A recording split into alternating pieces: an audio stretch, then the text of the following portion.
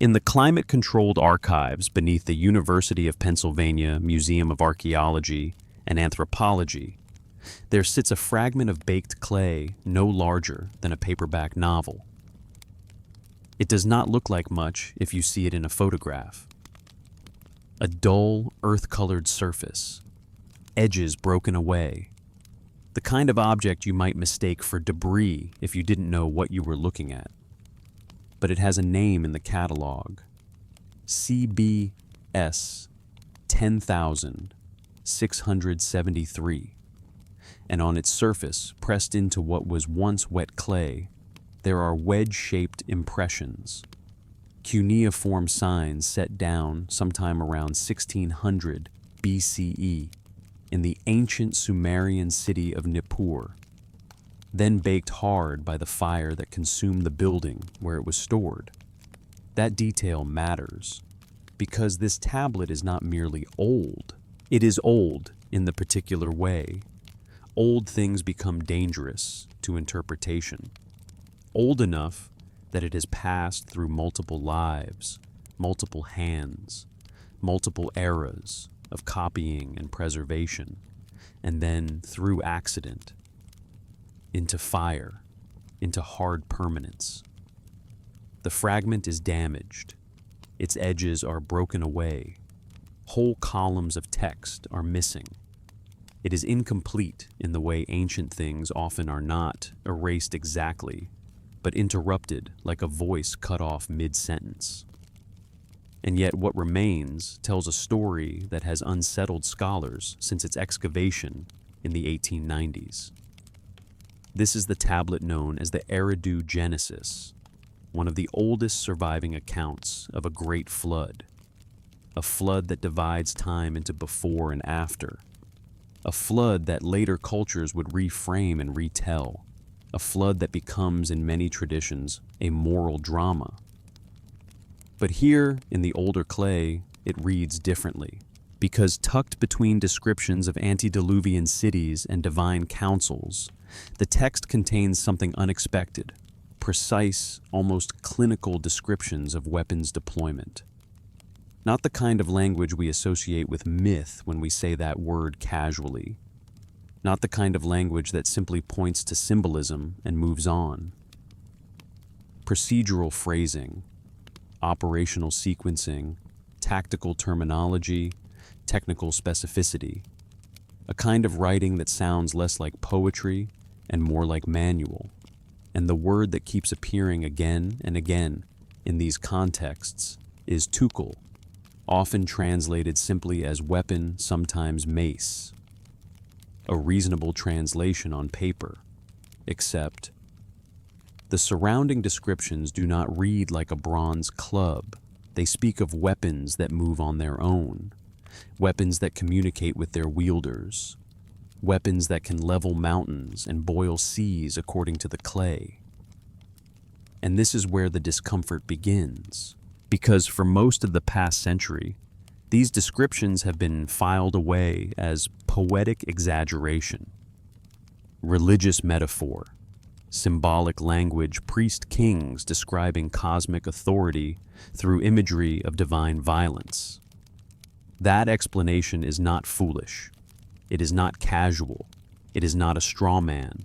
It is in many ways the safest reading. And yet the tablet remains, and the language remains, and the tone of that language is not what you expect. So the question forms quietly at first. What if the Sumerians were doing something else entirely? What if they were not merely telling stories in the way we imagine myths being told? What if they were documenting as precisely as their language, allowed actual arsenals from conflicts they understood to be real? What if they were copying down technical knowledge inherited from an older source? Knowledge the scribes themselves may not have fully understood, but felt compelled to preserve. Because that's another detail that matters. This fragment is not an isolated oddity. These weapon descriptions appear across dozens of independent tablets separated by centuries and hundreds of miles, yet strikingly consistent in the terminology they use. If you have ever handled old records, real records, not stories, there is a feeling to the language, a plainness, a this happened then, this happened structure, an almost indifferent commitment to process. And that is what makes these tablets difficult. Because the museum vault is constant. The temperature remains stable at 68 degrees. The humidity does not vary. CBS 10,673 sits in its protective housing. Its cuneiform signs are as crisp as the day they were impressed. And somewhere inside those wedge marks is information that conventional archaeology has always struggled to explain. Cleanly weapon descriptions that repeat, that stabilize, that behave like a technical vocabulary. So this investigation begins with a simple question. What were the Sumerians actually describing? And before we go any further, if you're listening from somewhere quiet tonight, maybe in bed with the lights low, maybe in a chair as the day winds down, leave a comment about where you are and what time it is. Not because we're rushing toward a conclusion, because we're not. This is a long journey through ancient clay and older mysteries, and we're going to move slowly, methodically, together. Because the tablets speak of war among gods, yes. But they speak of it in a language that sounds less like myth and more like procedure. And to understand why that matters, we need to step back, not away from the mystery, but deeper into the context that produced it. Because before we can ask what tukul might have meant in those tablets, we have to understand who was writing, where they lived, what kind of civilization thought to press their knowledge into clay in the first place, and what happened when that civilization vanished, leaving its own words behind, silent for thousands of years, waiting for modern eyes to look down and try to decide again what kind of document this really is. So in the next section, we move outward from the vault, outward from CBS 10,673, into the land between the rivers, into the first cities, into the invention of writing itself. Because the weapon language does not exist in isolation. It sits inside a world that was already obsessively administrative, already devoted to lists, inventories, designation procedures, a world that recorded grain shipments and temple accounts with the same steady hand that later recorded divine councils and weapons of the gods. And that quietly is where the tension begins, because if you write like a clerk, then when you describe a war of gods, you may still write like a clerk, and if you do, then the question changes shape. Not what stories did they tell, but what did they think they were preserving? When we say Mesopotamia, we often say it like a label, a broad region, a distant map. But to the people who lived there, it was a specific world, flat, fertile, river-fed, and fragile. The land between the Tigris and Euphrates, a place where water could mean harvest or ruin.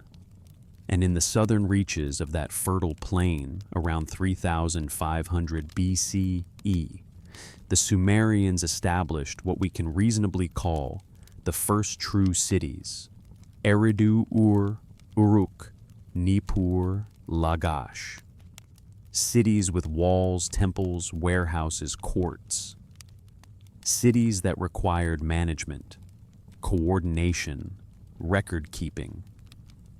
Because once you have surpluses, grain stored, labor, organized temple inventories maintained, you need something more stable than memory. So they invented writing. Not to compose epics at first, not to immortalize heroes, but to track, to count, to record, to stabilize the flow of goods and obligations. And that origin matters because it forms a habit of mind. A culture whose first written words are administrative does not casually abandon that tone, even when it turns to theology, even when it speaks of gods. And the Sumerian world did speak of gods. A complex pantheon populated by beings they called the Anunnaki figures, described not only as creators, but as administrators, rulers, authorities, who held assemblies and issued decrees. And in that same world, the Sumerian language itself stands apart. It has no known relatives. A linguistic isolate, unconnected to the Semitic languages that later dominated the region, bearing no resemblance to Indo-European tongues, sharing no roots with any known language family. Which means when Sumerian civilization declined around 2000 BC, the language did not simply evolve into something else. Instead, it became a sacred tongue preserved by Akkadian Babylonian and Assyrian scribes, the way medieval scholars preserved Latin, a language of ritual scholarship and ancient authority. So the civilization fades, but the language persists in writing. And then even that breaks. Because for nearly 4,000 years, the cuneiform script remained unreadable. The last person who could read Sumerian died sometime in the 1st century CE, and after that, those wedge-shaped marks became, to later eyes, meaningless decoration.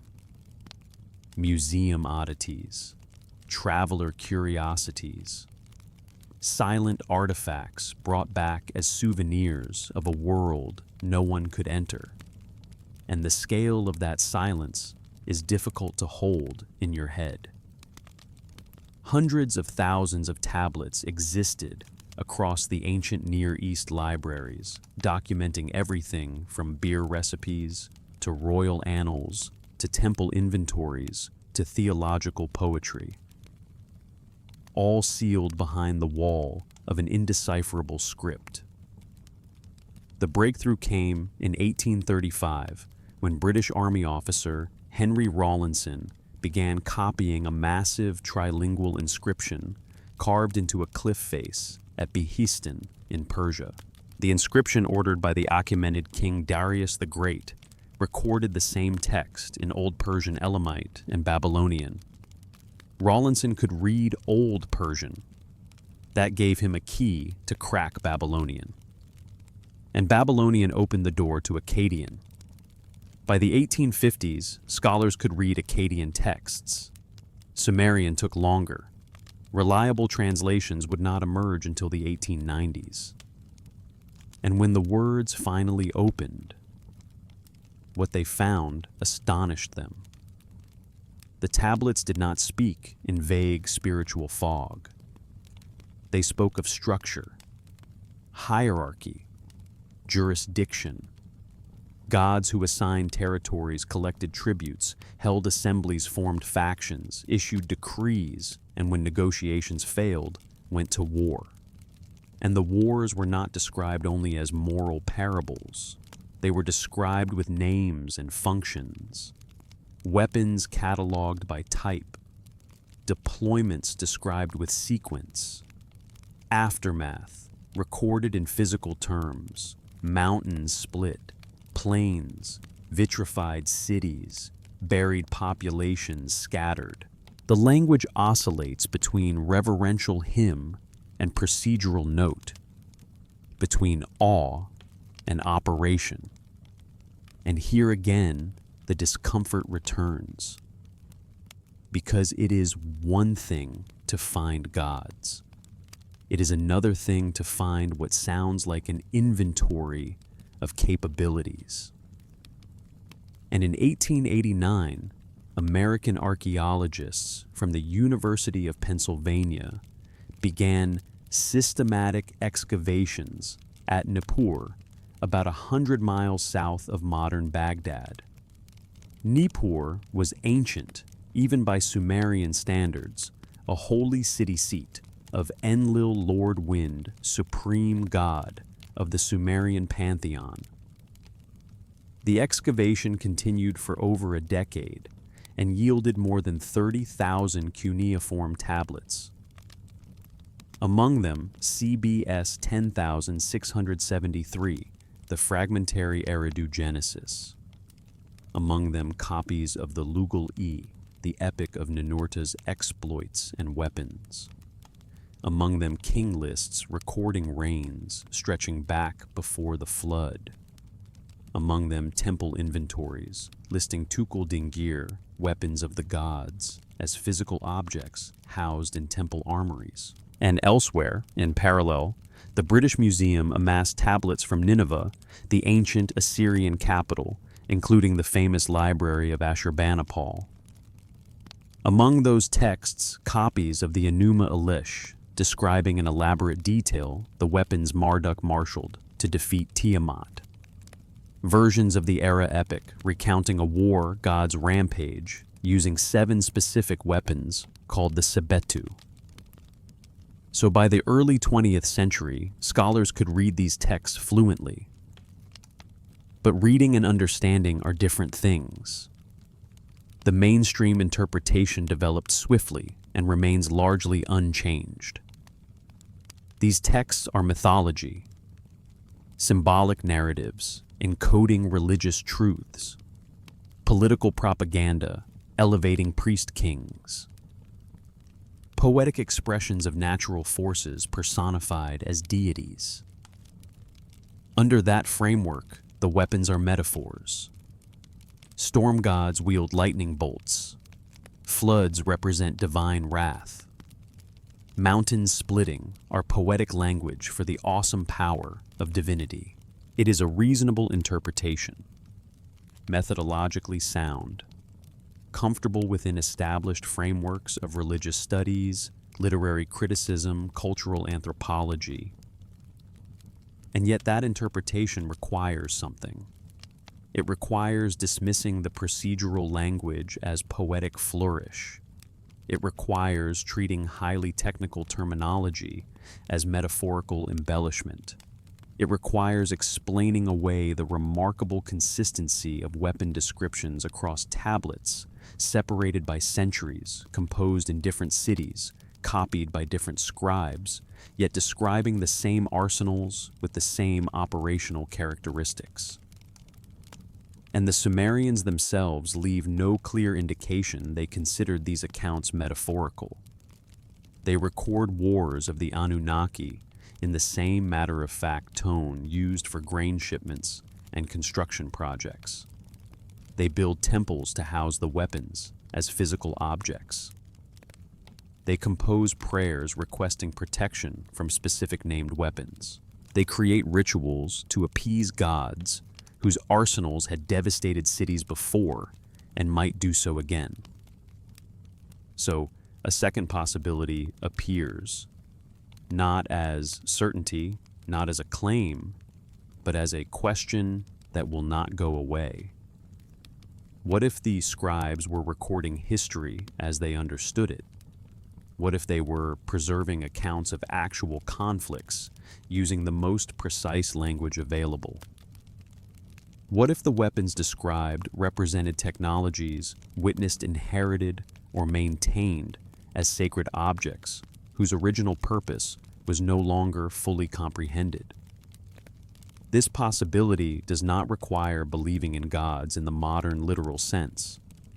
It requires only considering that the term Anunnaki, those who from heaven to earth came, might refer to something other than supernatural beings, and that the weapon descriptions might be Bronze Age approximations for something beyond Bronze Age conceptual vocabulary. That is the hinge. That is the place where interpretation begins to split. And from here, we do not leap to conclusions. We do not rush. We do what the tablets invite us to do simply by the way they are written. We examine the weapons themselves, one by one, tablet by tablet, following the procedural language where it leads, allowing patterns to emerge without forcing them. Because the moment you force a conclusion onto these texts, you stop seeing what they actually say. So in the next part, we begin where the script itself insists we begin, with the first weapon that demands attention. Perhaps the strangest. A weapon that speaks, a weapon that travels, a weapon that functions not like a club, but like an agent. If you want to understand why these texts refuse to sit comfortably inside the category we call myth, you start with one detail that is easy to repeat and hard to explain away once you let it sit in the mind. A weapon that speaks. Not in the sense of poetic flourish that appears once and is forgotten. Not as a metaphor in passing, but as a repeated operational feature. A thing the weapon does as naturally as a hand might swing a sword. The Oxford University Electronic Text Corpus of Sumerian Literature contains a composite text designated 1.6.2, reconstructed from dozens of fragmentary tablets excavated from multiple sites across ancient Mesopotamia.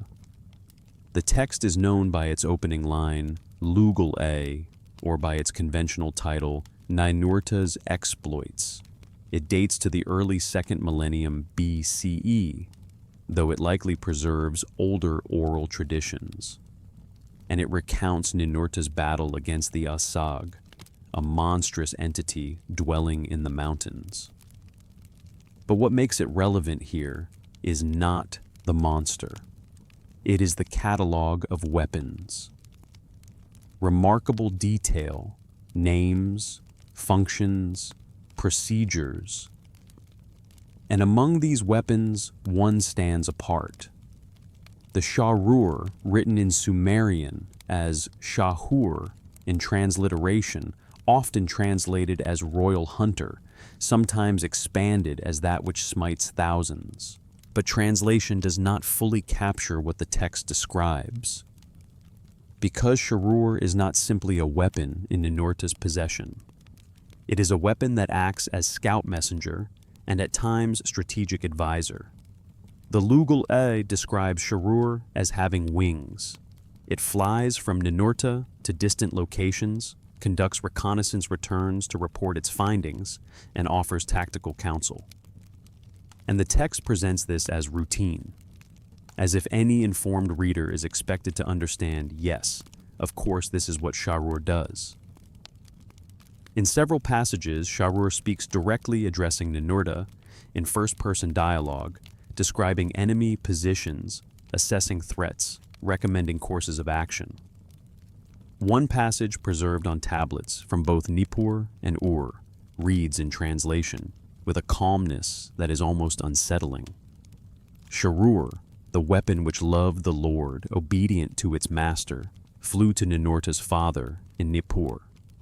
It arrived in the shrine. It spoke. It delivered a message. And the message itself is not poetic imagery. It is operational uncertainty. My king has sent me to you.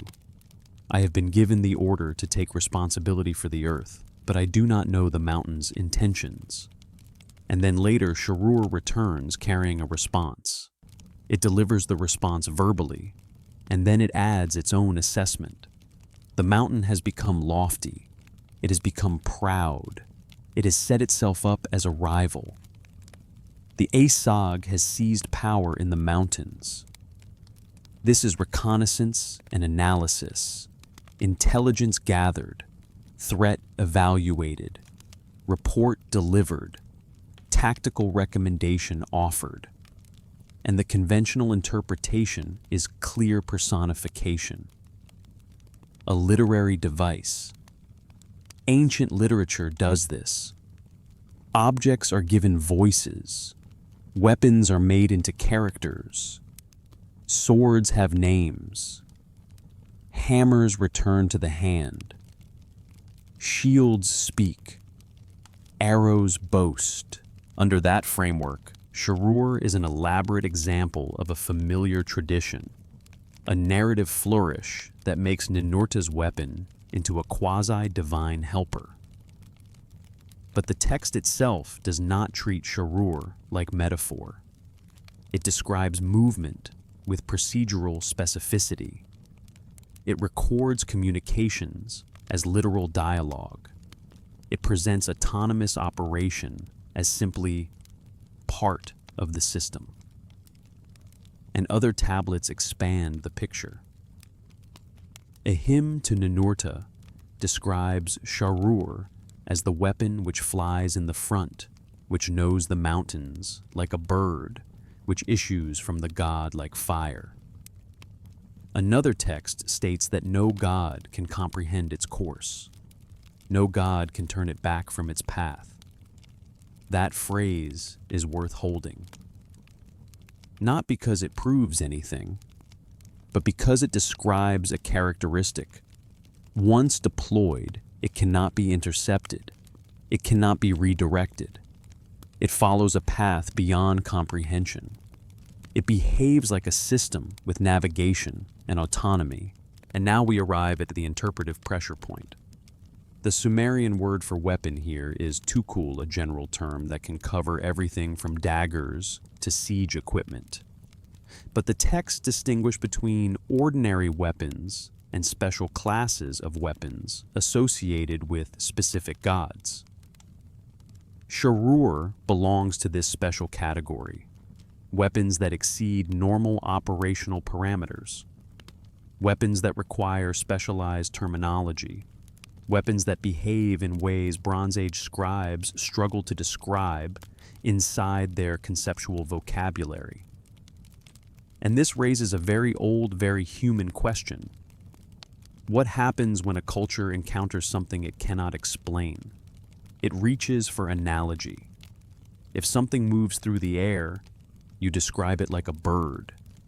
If something delivers devastating force, you invoke storms and fire.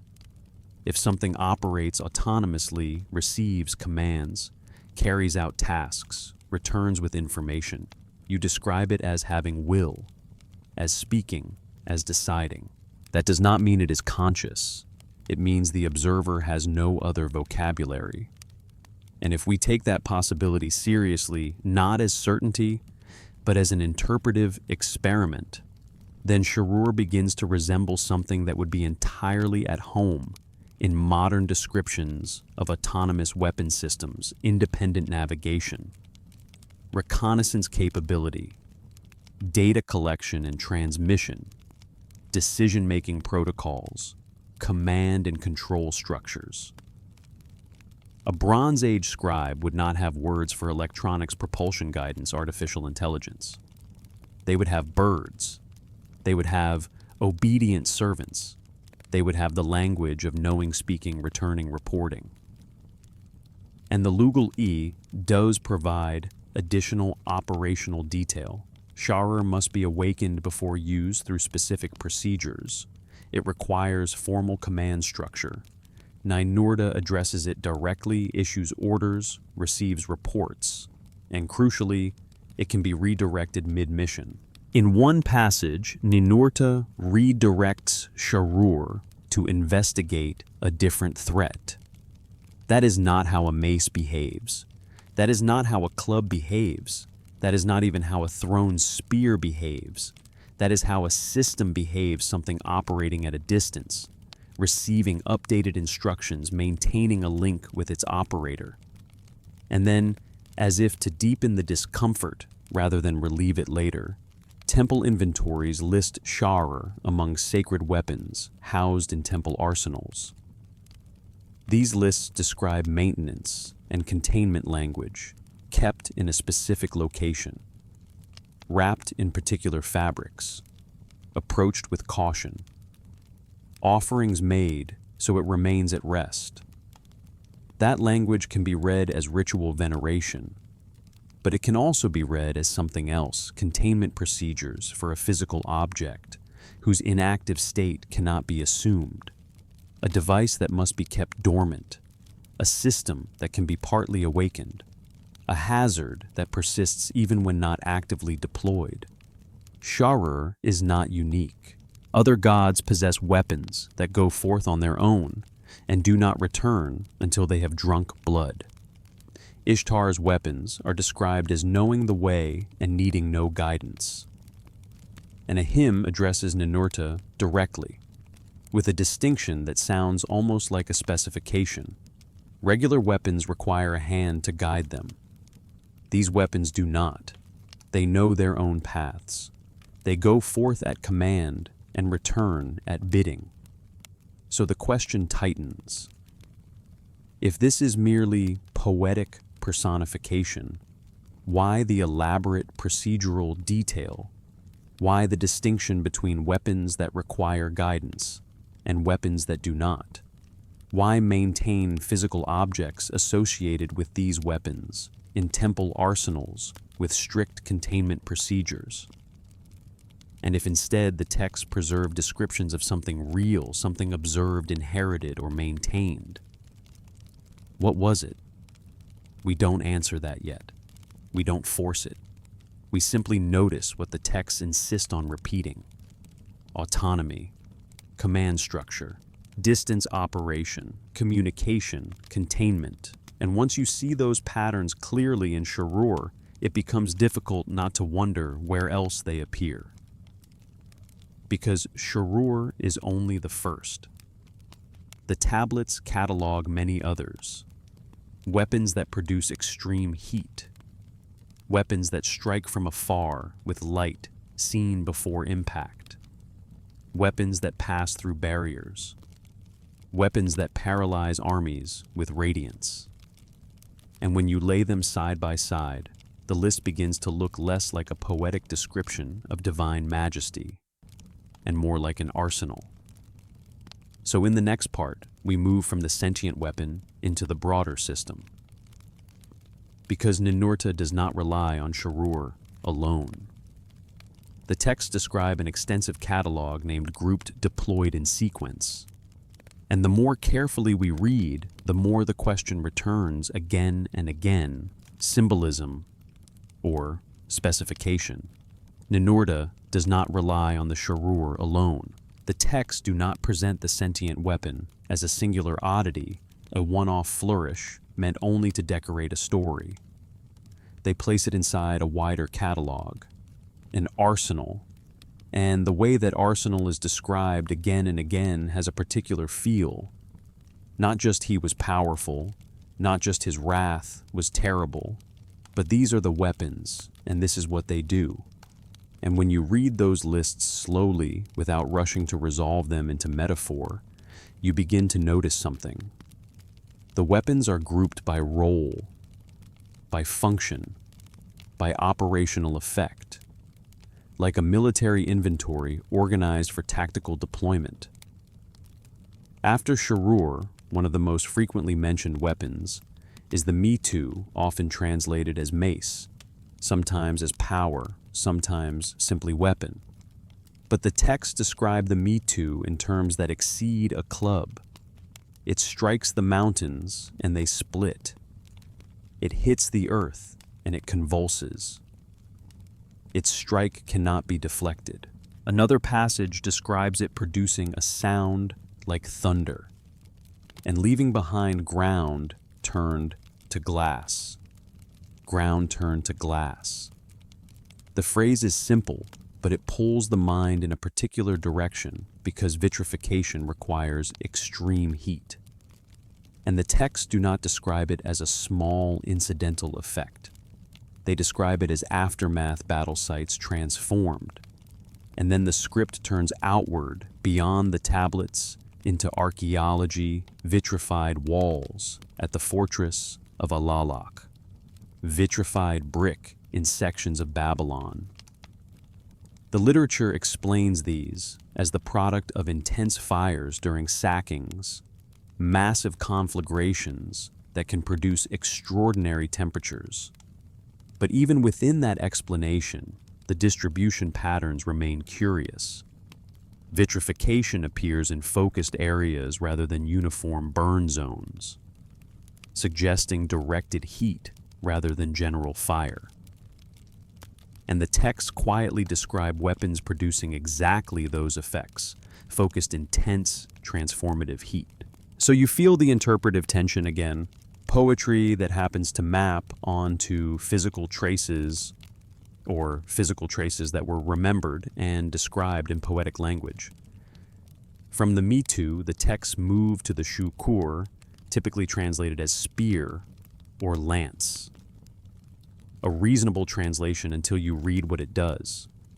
The shukur flies through the air. It strikes from a distance, and its light is seen before its strike is felt. That sequence light before impact is emphasized. One text states that no place is too far for it to reach. Another, that it crosses mountains without being seen until it strikes.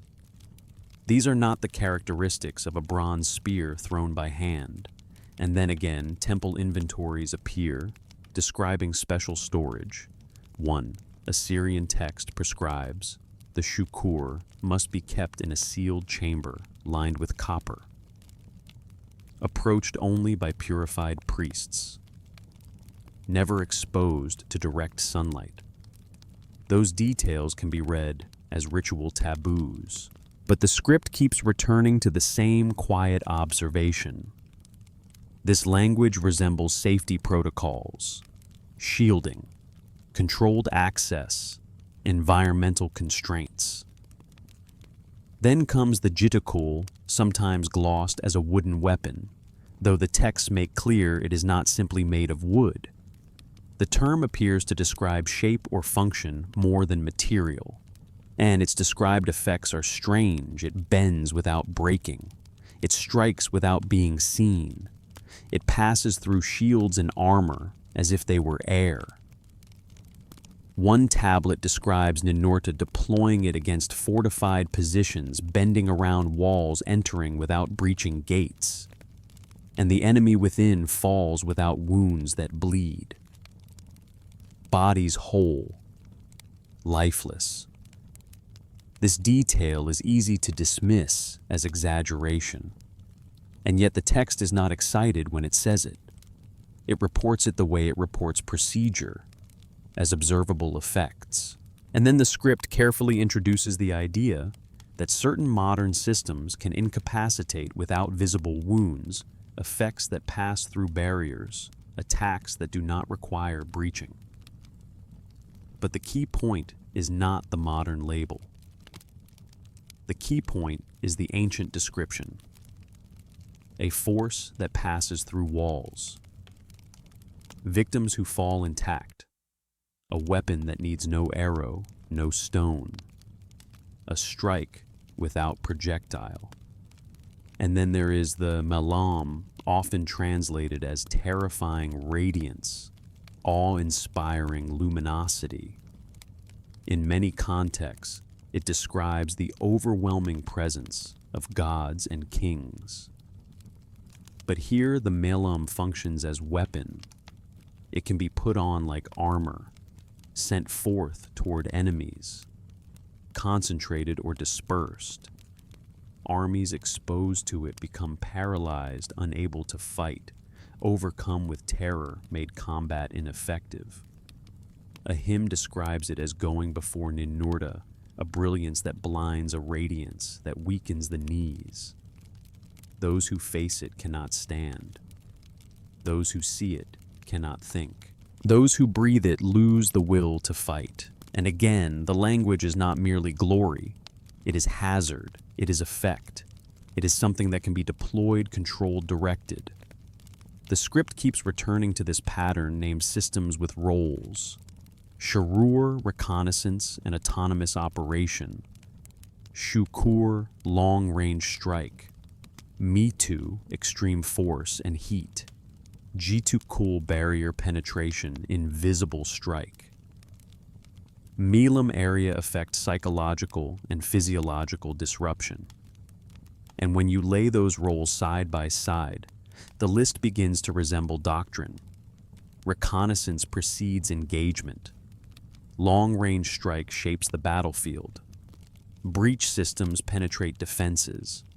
Area effects scatter formations.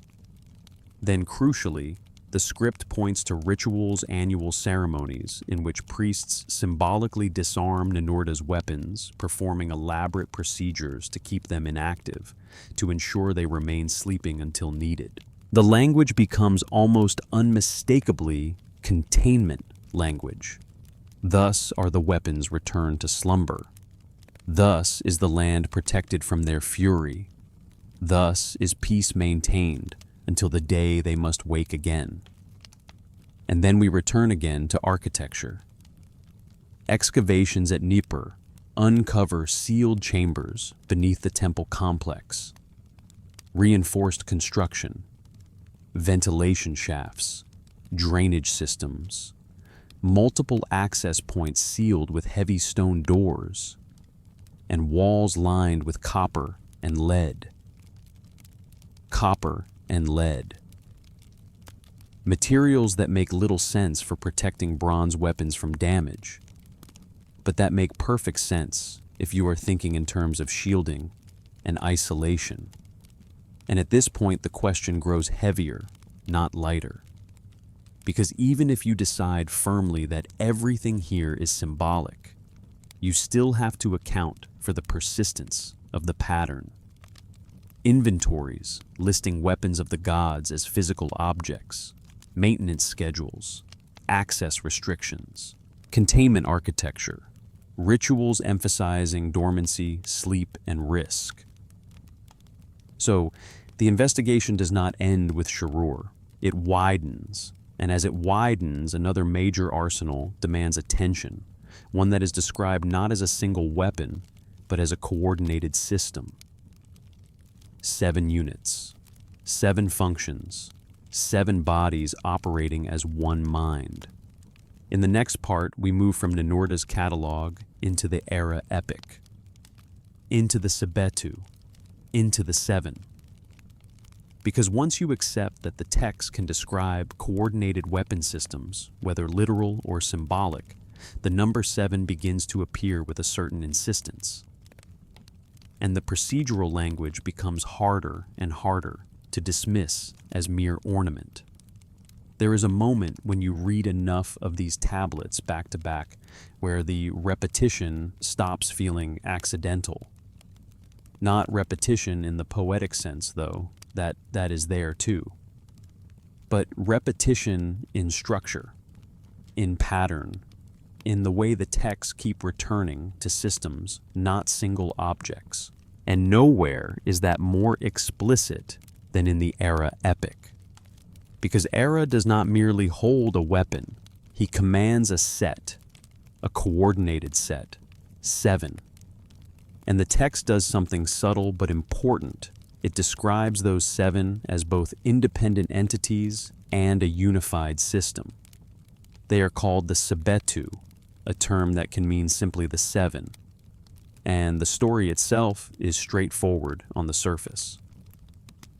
Era god of plague and warfare brings devastation to Babylonia through a campaign of systematic destruction. But beneath the surface, the language is strikingly operational, almost procedural. And the epic begins with a detail that matters more the longer you sit with it. The 7 are not born like gods. They are manufactured. The verb used is a verb of making, of building, constructing, crafting. The same kind of verb you use for making temples, forging tools, producing objects. They are engineered for a purpose, created specifically to address a defined problem: overpopulation and noise. Noise. Again and again, this theme appears in the Mesopotamian corpus. Humanity multiplies, cities expand, the clamor rises, and the gods portrayed not as abstract spiritual forces, but as beings with needs, with rest, with irritation, become disturbed. In the era epic, The seven stand by the divine assembly as instruments ready to be deployed when the clamor becomes too great. And then the text begins to define them.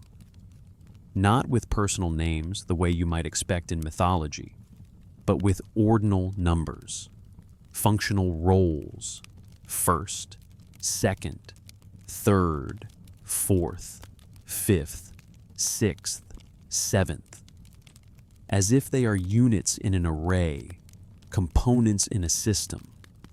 The first is described as the one who strikes the front. The second strikes at the sides.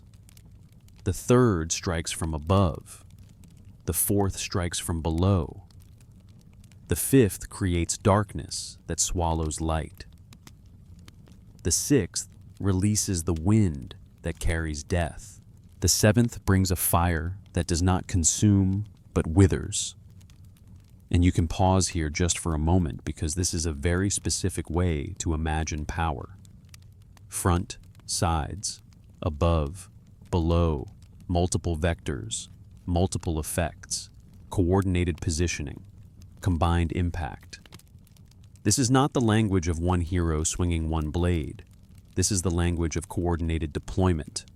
And later in the epic, when Era unleashes the seven against Babylonia, the text does not describe a vague wave of divine wrath. It describes a sequence. The seven advance at command. They spread across the land. They position at cardinal points. They strike together. And the narrative almost insists on describing how the system functions. Where the first strikes, the ground splits. Where the second follows, buildings collapse. Where the third hovers day, becomes night. Where the fourth drives downward, the foundations shake. Where the fifth spreads darkness, men cannot see their hands before their faces. Where the sixth releases wind breath, becomes poison. Where the seventh blazes, vegetation withers to ash without flame. This is not a single metaphor repeated 7 times. It is 7 distinct effects, 7 roles. And the epic emphasizes something else, collective operation. They move as one mind in 7 bodies. One passage states that they speak to one another without voice. They know each other's position without sight. They strike together without signal. And you can feel the interpretive strain here, because you can absolutely read this as myth, poetic imagination, giving dramatic form to plague, war, darkness, famine, fire. That is the mainstream reading, and it has real explanatory power. But you can also feel why, for some readers, the text does not settle easily into that category, because one mind in 7 bodies is a very specific kind of statement. It suggests linkage, coordination, distributed units sharing a common operational awareness. And the epic describes the aftermath in a sequence that does not resemble Bronze Age combat. First, physical destruction, walls split, buildings collapse, then darkness thick, pressing, smothering, then respiratory distress, people gasping, choking, unable to draw clean breath. Then lingering effect, the land becomes empty. Survivors flee, and for years afterward, nothing grows where the 7 struck. This cascade, impact, atmospheric disruption, respiratory effects, long-term environmental damage, does not map neatly onto spears and swords. And the text does not sound like it is trying to sound mysterious. It sounds like it is trying to describe. And around this ritual language accumulates incantations designed to prevent the 7 from being deployed, formulas to bind them, citywide defensive procedures, 7 offerings placed at 7 locations around the city, perimeter prayers at dawn for 7 consecutive days. Not veneration, warding, protection. And once you notice that you ask another quiet question, why develop elaborate defensive protocols against a purely symbolic representation?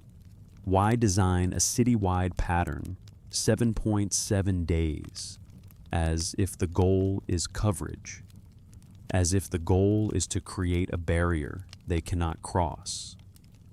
The 7 appear in other texts too, sometimes in the retinue of Nergal, sometimes alongside Era, sometimes in incantation series where priests plead, "May they stay far from my house, may they not approach my gate." And there is even an astronomical text from the Library of Ashurbanipal that equates the 7 with the Pleiades' 7 stars, visible as a tight cluster, separate points moving together across the sky.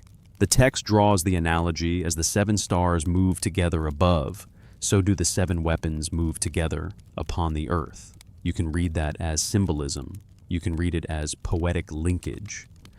Or you can read it as an attempt to describe an appearance, multiple points moving in formation. And then the archaeological record enters the script again, not as proof, but as pressure. The region contains destruction layers dated to the late Bronze Age and early Iron Age periods, when the Era epic and related traditions were composed or copied.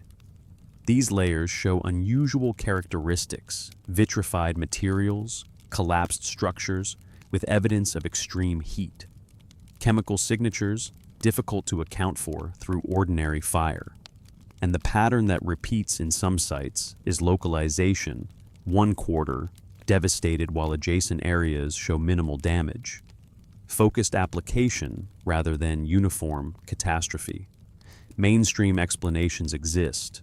War, burning, natural disasters, combinations of factors. Those explanations are not weak. But the text again describes focused distributed strike patterns, units positioned, vectors covered, effects layered. And so we arrive once more at the same fork in interpretation. If this is purely mythological personification, why the operational sequencing? Why the tactical roles? Why the repeated emphasis on coordinated positioning? Why the insistence that they function as one mind? And if instead the text preserves memory of an actual system, actual deployment doctrine, then the question becomes almost too heavy to hold. What were they seeing? What were they remembering? What did the 7 refer to in the minds of scribes who copied these lines across centuries? The Era epic ends with a warning that feels less like closure and more like containment language. Era withdraws, but he does not destroy the 7.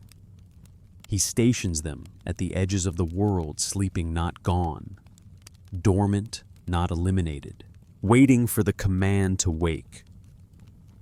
Temple texts in later periods speak of places where the 7 sleep sites surrounded by taboo, places not to be disturbed, chambers beneath temples with unusual construction, geometric precision, unusual materials, sealed entrances, empty when excavated, not explained, not resolved, just there. And so the 7 become something more than a story element. They become part of the larger pattern, autonomous or semi-autonomous systems. Coordinated operation, multiple distinct effects, persistent aftermath, defensive rituals that read like protocols.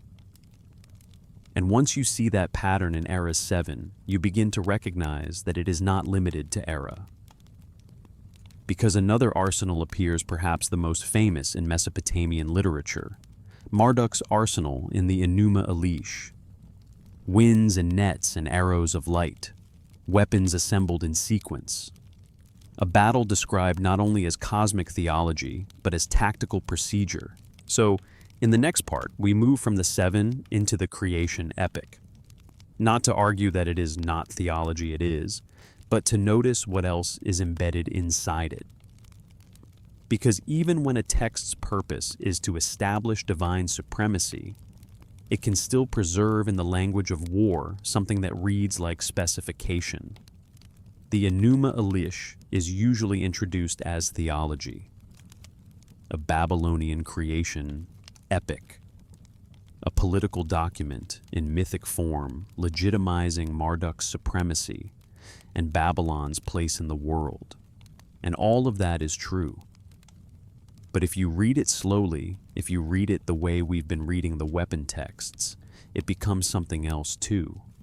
A catalog of an arsenal, a tactical sequence, a description of systems deployed in coordination.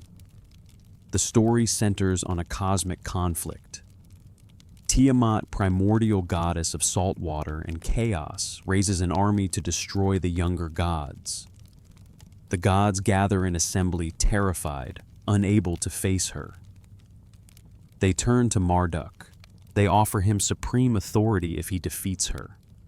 And Marduk accepts. And then almost immediately, the text shifts into preparation.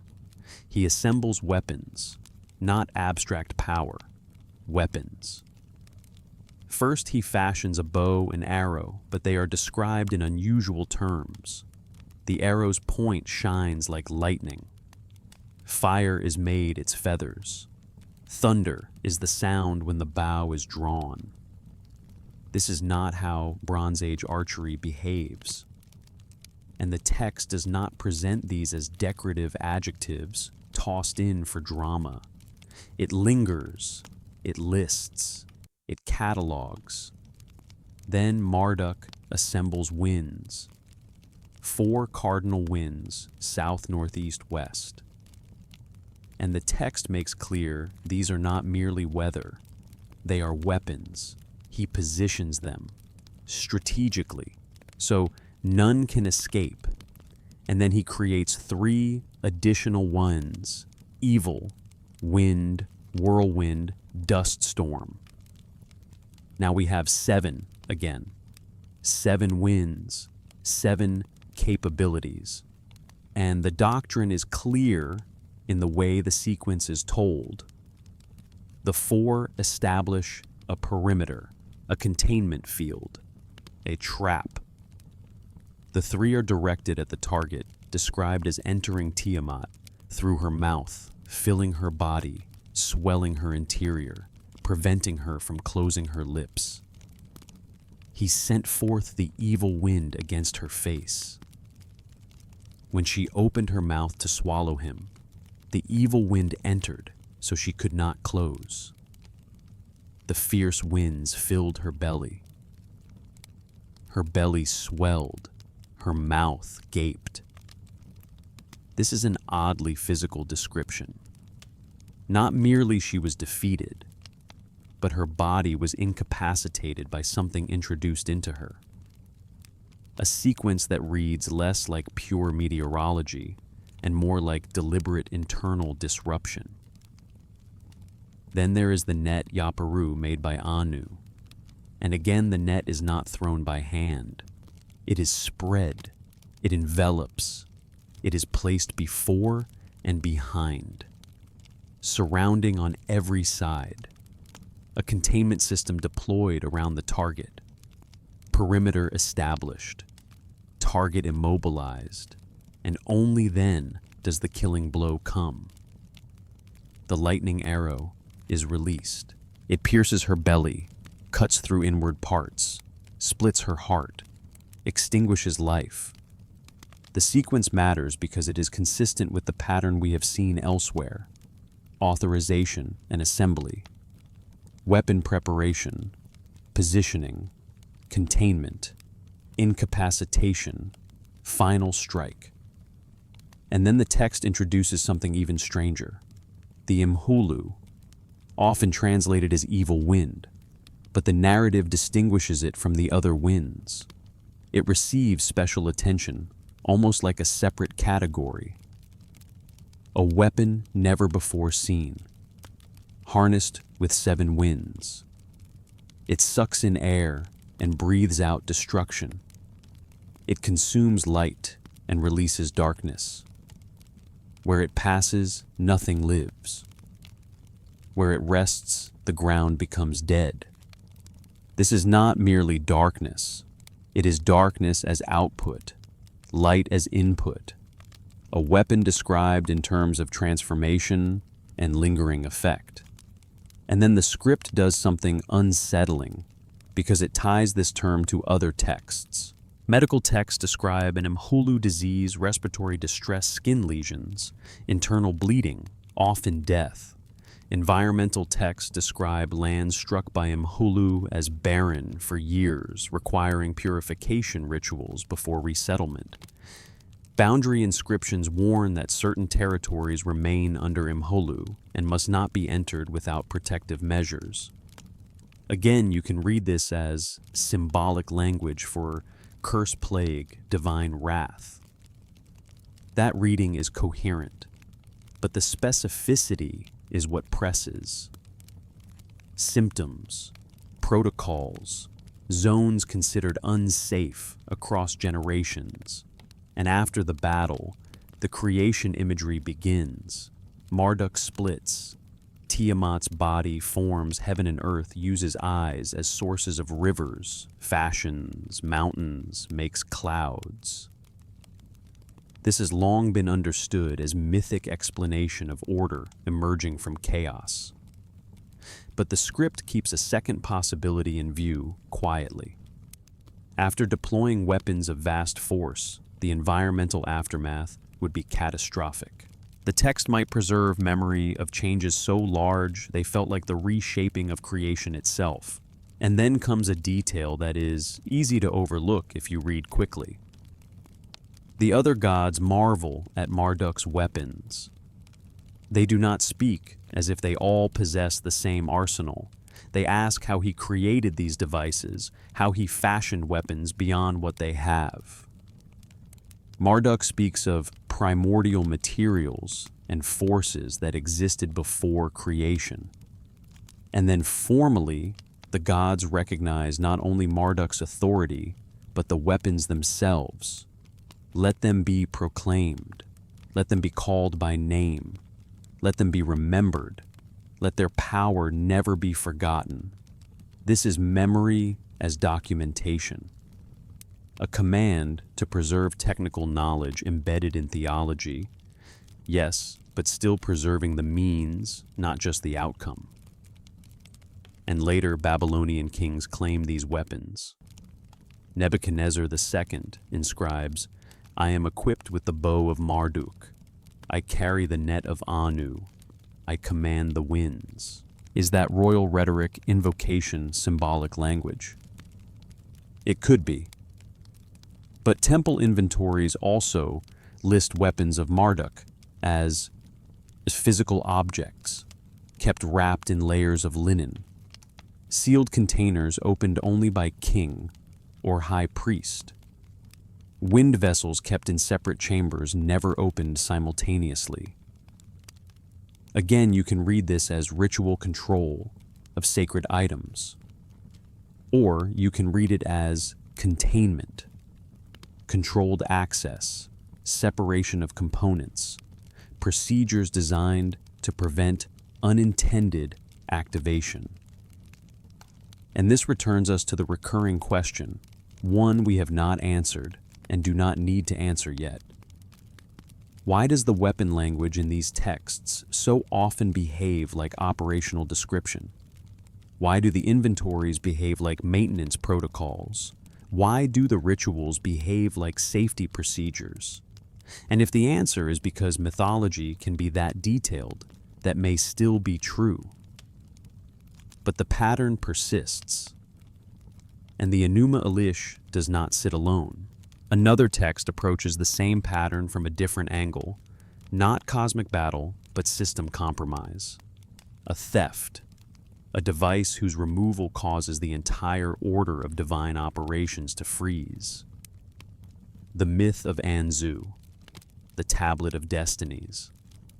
And when we move there, the language becomes even more explicitly about control authorization and the ability to command autonomous weapons.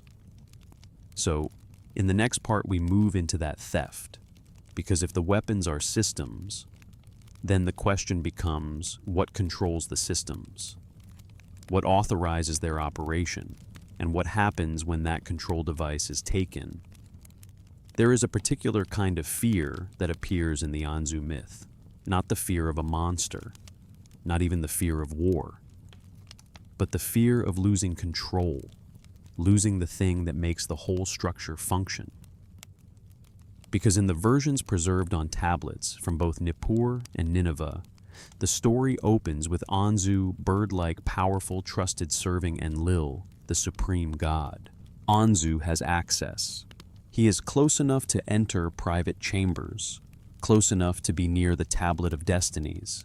And then, while Enlil bathes, Anzu seizes the tablet and flees to his mountain stronghold. And the effect is immediate, catastrophic. Not in moral terms, order was threatened, but in operational terms. Authority ceases. Divine offices stop functioning. Brilliance is extinguished. Silence reigns. The gods stand frozen. If this were purely symbolic, if the tablet were only a metaphor for legitimate rule, you could still tell the story this way. But the text insists on the mechanism-like consequence. When the tablet is removed, the system malfunctions. The gods cannot move as before. The world of divine operations becomes inert, and later passages clarify why.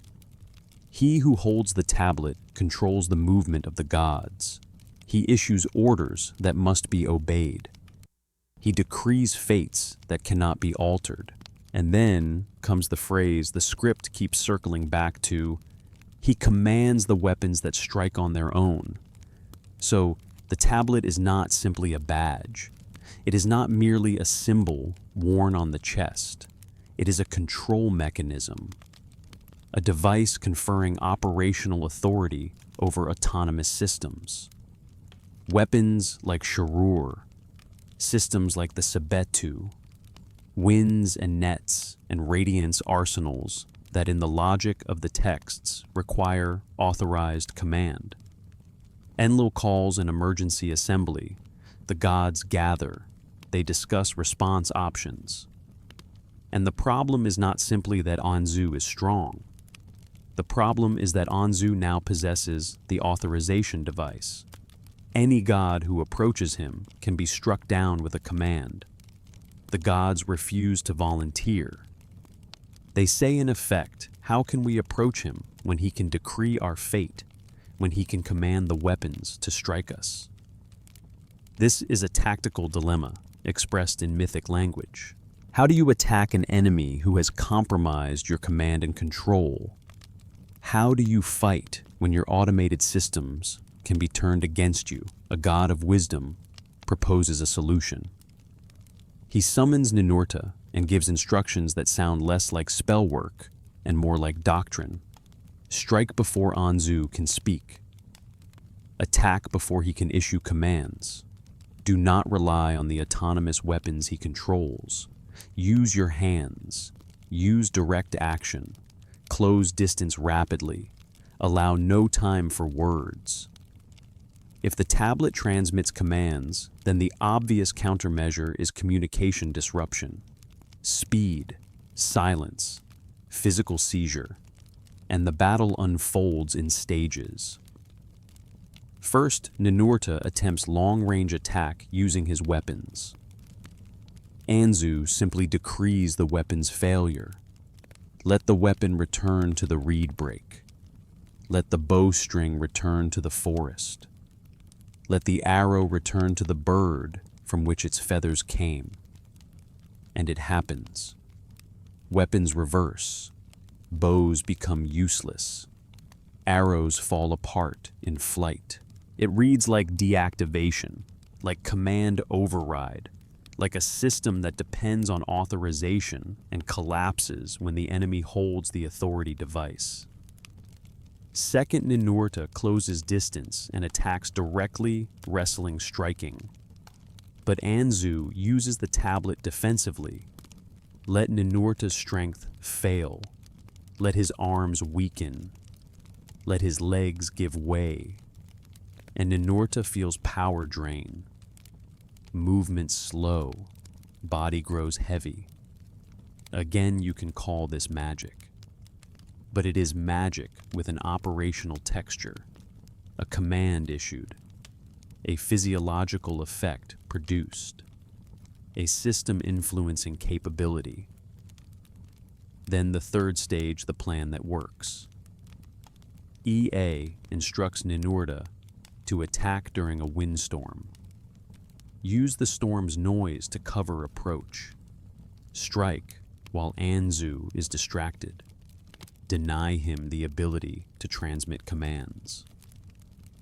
Target the tablet directly, disable it before he can decree. Ninurta raises a great wind. Under cover of its roar, he approaches. Anzu cannot hear. He does not issue commands. Ninurta strikes before Anzu can speak, severs a wing, seizes the tablet. Authority returns. And notice the logic. Victory comes not from superior destructive power, but from disrupting command, from denying communication, from physically capturing the control device. Afterward, when the tablet returns to Enlil, the text describes immediate restoration. Divine offices resume. Brilliance returns. The gods move again as before. System reboot. Normal operations restored by physical possession of the control mechanism. And as the story persists across centuries of copying, certain details accumulate. Some versions describe the tablet as heavy, requiring both hands. Some describe it as shining, pulsing with inner light. Some imply it must be touched to function. The text repeatedly ties authority to physical possession and contact. Not merely recognition, not merely belief, possession.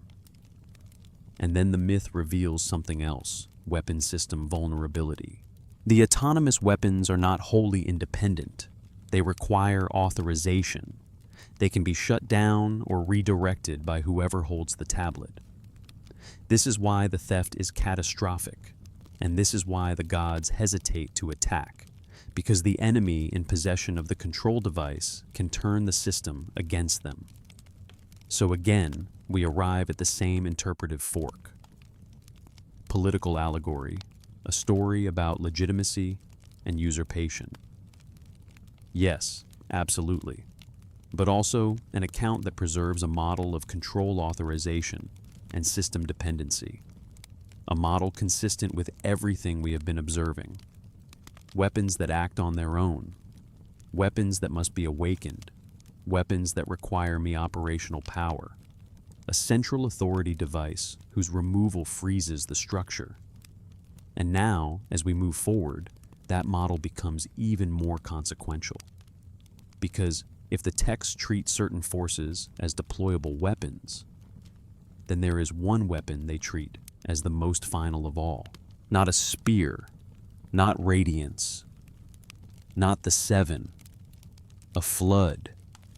A flood described not as accident, but as decision, as authorization, as locks opened, as a system released. So, in the next part, we turn back to CBS 10,673 and the wider flood tradition, not to retell a familiar moral story, but to read the flood the way the tablets themselves describe it, as a deliberately deployed solution.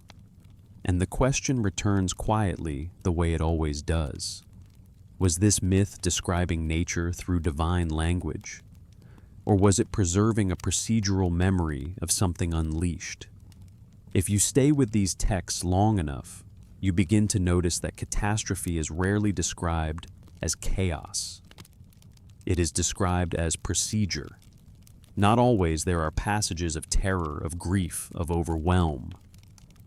But before those passages, again and again, you find planning, authorization, a council, a decision. And in the flood tradition, especially the Atrahasis epic, alongside the fragmentary Eridu Genesis, preserved on CBS 10,673, the flood is not introduced as weather. It is introduced as a solution, a deployed solution. The Atrahasis account opens in a familiar register. Humanity multiplies, cities expand, the clamor rises. The land becomes extensive. The people multiply. The land bellows like a bull. Enlil hears and says, "In essence, I cannot rest. The noise is oppressive. I cannot sleep." And you can sit with that because it is easy to reduce it to moral framing. Later traditions adopt wickedness, judgment, punishment. But here the problem is not morality. It is volume. It is disturbance. And the response begins as a sequence of interventions: plague, drought, famine. Each reduces the population temporarily. Each fails to solve the underlying issue. Humans recover. The noise returns. And then the text shifts. Enlil proposes what the narrative frames as a permanent solution: the flood. And this is where the tone becomes almost clinical, because earlier afflictions are described as general conditions. Plague spreads, rain ceases, crops fail. But the flood is framed like an operation. It will be brought forth, released, activated. It will target the cult centers, the cities, the concentrations. It will obliterate. And then we come to the strange language that has troubled readers: bolts drawn, locks opened. The terms themselves refer in ordinary context to mechanisms, door bolts, door locks. But here the imagery is expanded beyond a simple doorway. Something is secured, something is held, and what follows is the sense of containment. He opened the door of heaven. He released what was held above. He commanded the waters below to break forth. Waters above and waters below released together. Two sources, two reservoirs. And the story does not say it rained. It says something was opened.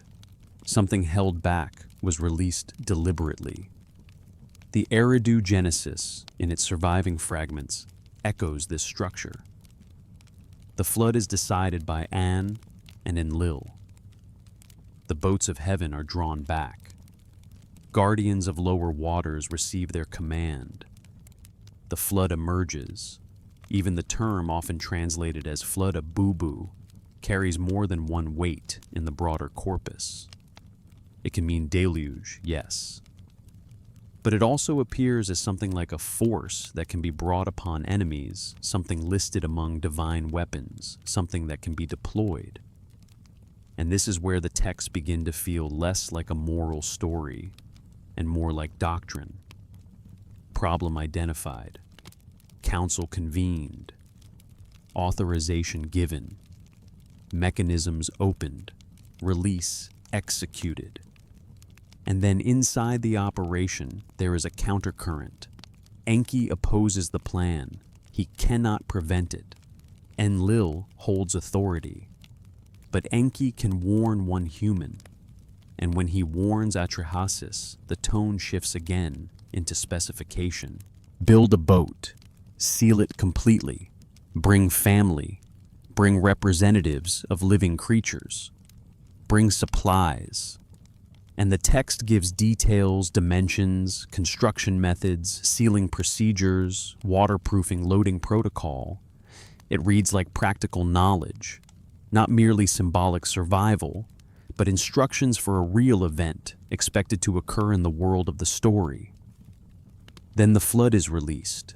7 days and 7 nights. Winds blow, waters rise, mountains covered, cities vanish, humanity destroyed.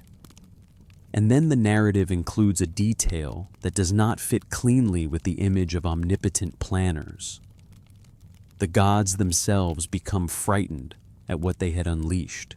They cower, they huddle, they are terrified by the catastrophe below. And this detail matters because it introduces an idea that appears elsewhere in weapon texts: loss of control. A weapon deployed with more force than intended. An effect exceeding expectation. A system whose power is known in theory but not contained in practice, once released. After 7 days, the waters subside. The boat rests on a mountain. Atrahasis emerges. A sacrifice is offered. The gods gather around it like flies, desperate, hungry, shaken. The text frames them as chastened.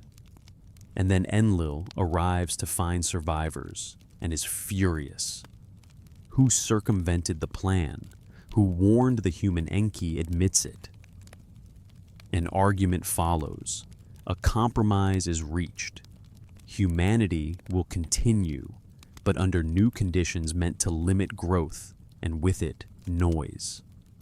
And the gods agree never to deploy the flood weapon again. That last phrase, agreement not to deploy again, sits differently depending on how you read the story. In one reading, it is simply narrative closure. The gods learn a lesson. In another reading, it sounds like an operational policy established after a disastrous deployment. A weapon judged too severe. A mechanism locked sealed and never again to be opened. And later, temple rituals echo that. Ceremonies designed to ensure the promise holds. Priests symbolically sealing gates. Closing locks, ensuring containment. Not merely commemoration, but maintenance of a boundary. The biblical flood story later clearly parallels much of this structure. One man warned boat construction animals, the mountain landing, the sacrifice, afterward. But the Mesopotamian versions preserve the council language, the authorization, the bolts and locks, the flood, as a deliberate decision. And the question returns quietly, the way it always does. If this is purely myth, why does it read like an operation?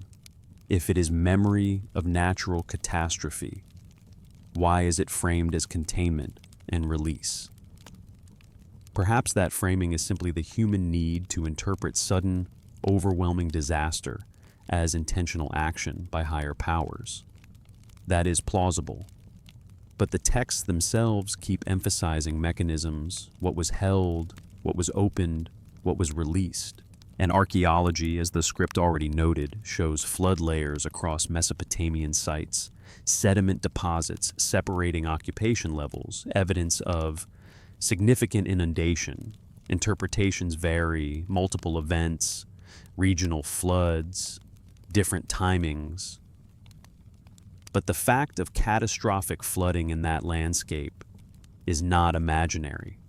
So again, the flood stands at the crossroads of interpretation. Natural disaster remembered through divine language, or weapon-like release remembered as flood, or, as these texts often suggest, both at once, an event so large it demanded a mythic frame, yet preserved with procedural detail, because the memory of how it happened mattered. And this is an analytical milestone in our journey, because it expands the scope. We are no longer only talking about weapons in battles among gods. We are talking about system-scale actions, locks opened, mechanisms released, consequences that frightened even the planners.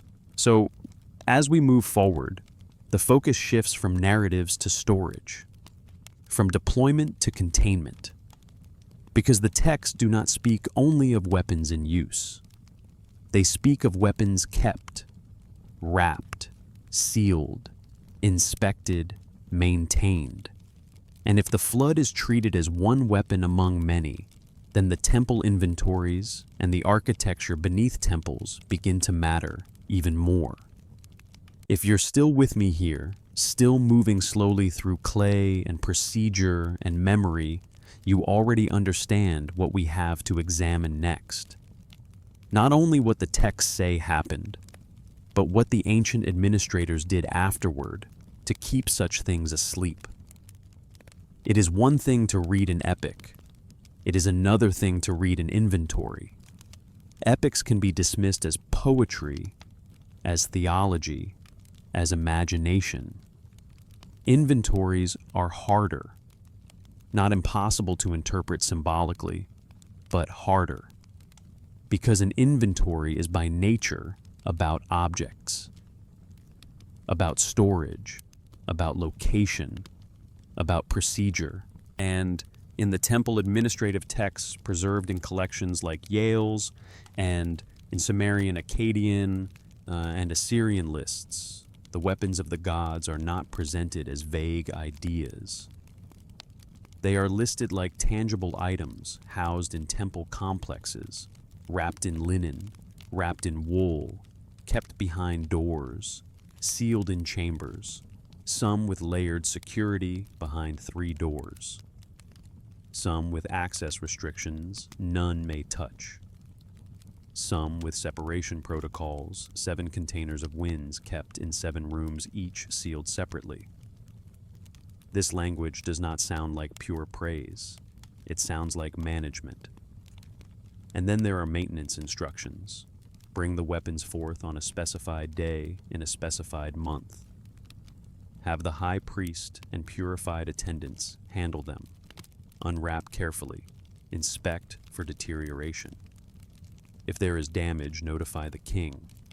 If there is none, rewrap in new linen and return to the sealed chamber. Again, it is possible to say ritual objects require care. Sacred items are maintained. Priests inspect cultic equipment. That is true, but the procedural tone remains. Wear and deterioration. Damage assessment. Royal notification. And the text's emphasis on purification and handling protocols reads less like respect and more like hazard, especially when another set of texts describes what happens when procedures are mishandled. Priests bring forth a weapon without correct purification. 7 priests die within days. Others suffer illness for months. The weapon is sealed again. Approach is forbidden for a year. The language frames the weapon as partly awakened, not properly put to rest. Its power emerges unchecked when seals are broken. Again, this can be mythic causality. Ritual error leads to divine punishment. But the shape of it is containment breach, improper procedure, exposure, quarantine, and then outside the text, there is the architecture. Excavations at Nippur uncovered sealed rooms beneath the temple complex. Precision construction, floors level, walls unusually engineered, and most intriguingly, metal linings. Copper and lead sheets lining walls. Ventilation shafts, drainage systems, heavy stone doors sealing access. And the reports noted these features, but the explanations were thin. Ritual space, treasury, burial chamber. And those are possible. But the question the script keeps returning to is simple. Why copper and lead? If the goal is to protect bronze weapons, the materials make little sense. Bronze does not require lead-lined chambers.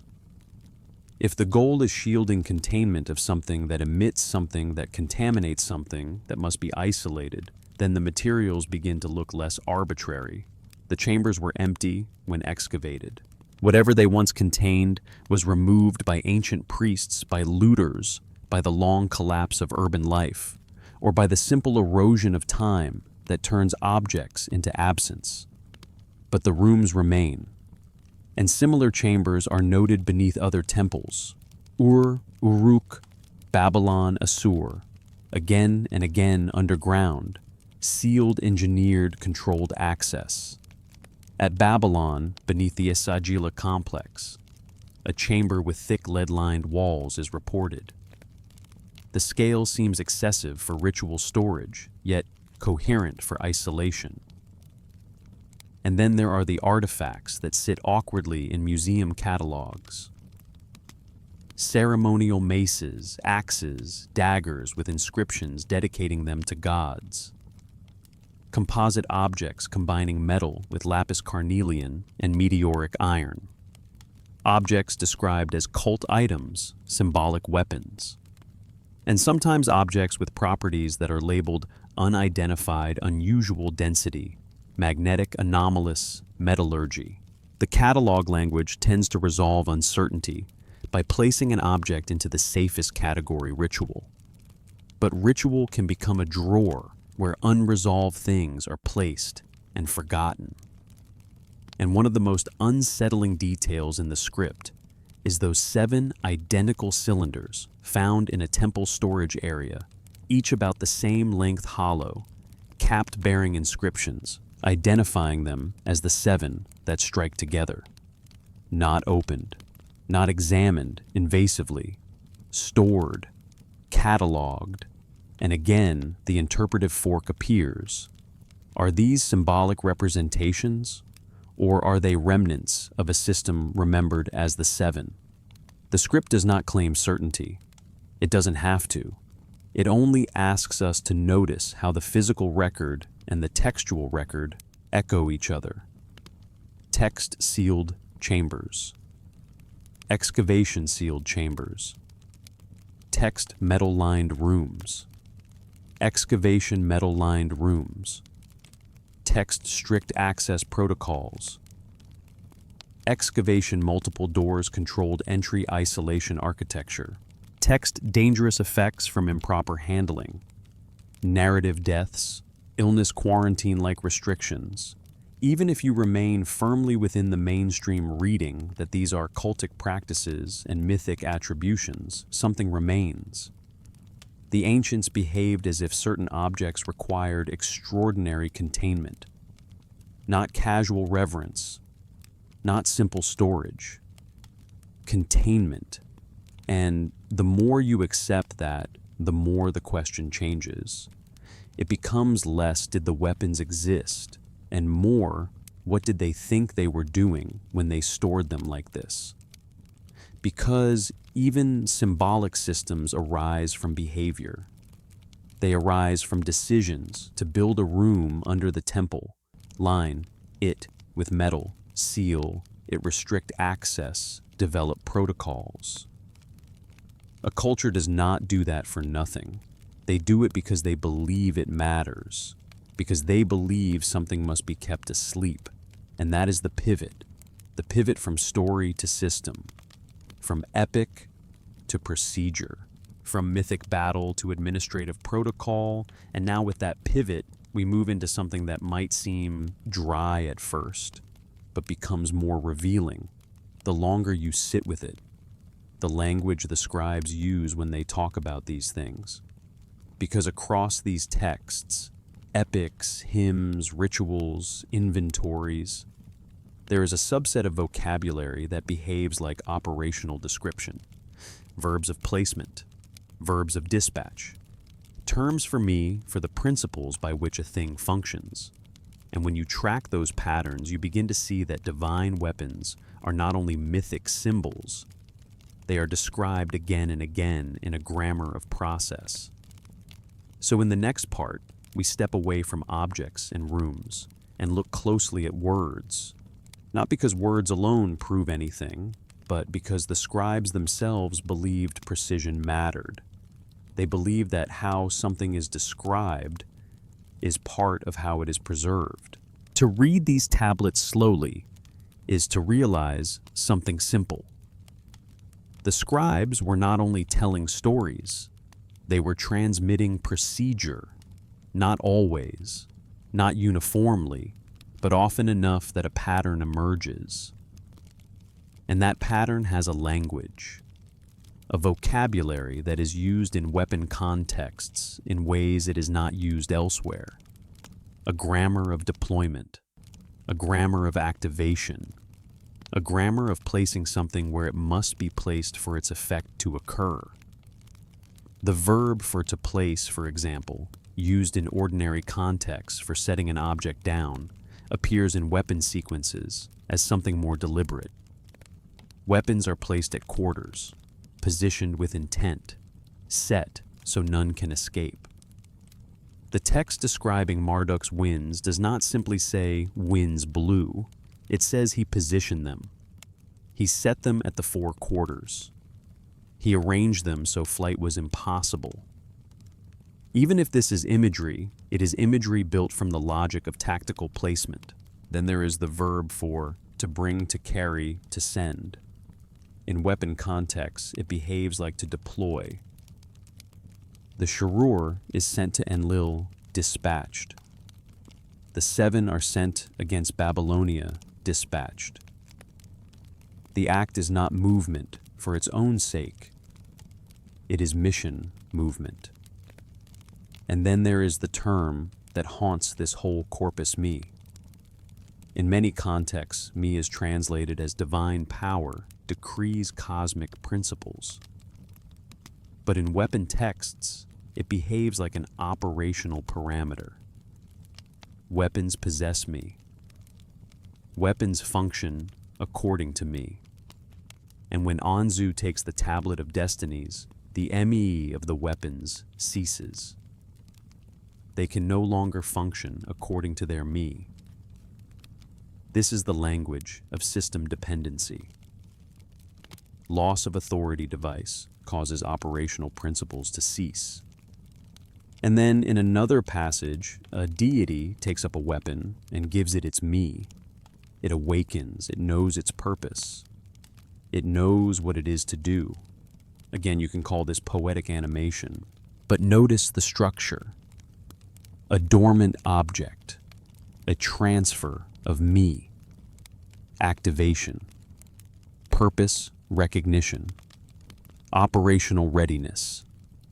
The Akkadian equivalence terms, often translated as ritual requirements, also behave like specifications. Lists of requirements for storage access, environmental constraints sealed in darkness, never exposed to sunlight, approached only by purified personnel offerings performed at intervals so the weapon remains at rest. We can call these rituals. And they are rituals. But in their structure, they are also maintenance protocols. They preserve dormancy. They prevent awakening. They keep a system in safe mode. And the texts frequently use sequential structure that resembles an order of operations. Authorization approval, given command issued. Preparation weapon retrieved, unwrapped, awakened. Positioning placed, set, stationed. Deployment sent forth, activated, released. Effect documented what happened, what changed. Deactivation returns a rest sealed, put to sleep. This sequence appears in the Sharrur's mission cycle. It appears in the Seven's deployment. It appears in Marduk's battle doctrine.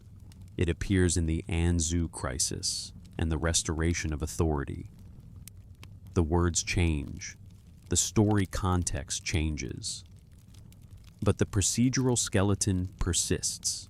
Even the descriptive sequences of light, sound, impact appear again and again. A weapon shines. Its light is seen. Then comes sound. Then comes strike. That is not how a thrown spear behaves, but it is how a high-energy event would be perceived: visual signature, first acoustic, second impact, third. And the texts insist on those sequences with unusual consistency. Then there are verbs that imply extraction rather than simple killing. Victims are drained, their inner force taken. Bodies remain whole but lifeless. We can interpret this as poetic description of death. But again, the text's choice of verbs distinguishes between wounding and something else, something like removal. And the scribes build compound verbs, chains of meaning to specify operations. Seize and hold, cut and separate, release and burst forth, rise and rise and rise intensified when describing sudden elevation, sudden eruption, sudden emergence. This is language trying to be precise within limits. And when you compare these patterns to non-weapon texts, the difference becomes clearer. Hymns praising gods use metaphor, parallelism, image. Historical inscriptions of human warfare are straightforward, marched, fought, defeated. But divine weapon texts occupy a middle ground, not pure poetry, not simple chronicle. Procedural narrative, operational description embedded in mythic frame. One scholar cited in the script observed that the vocabulary in divine weapon contexts is distinct from vocabulary describing human war, emphasizing autonomous action, control, precision, specification. You do not have to accept any extraordinary claim to accept that observation. It is simply a statement about language behavior. And the question it raises is not yet, were these weapons real? It is a smaller question, and sometimes smaller questions are the most honest. Why did scribes develop a specialized procedural register for describing divine weapons? Why preserve it so carefully across centuries? Why copy it even when meanings became obscure? You can answer because sacred tradition is conservative. Because scribes preserve formulae. Because ritual language stabilizes. All of that is true. But it still leaves the peculiar fact that the stabilized formulae are procedural. They preserve sequences, not just images. They preserve operations, not only awe. And that returns us to a narrative that often gets treated as heroic myth, but which inside itself contains the same procedural skeleton.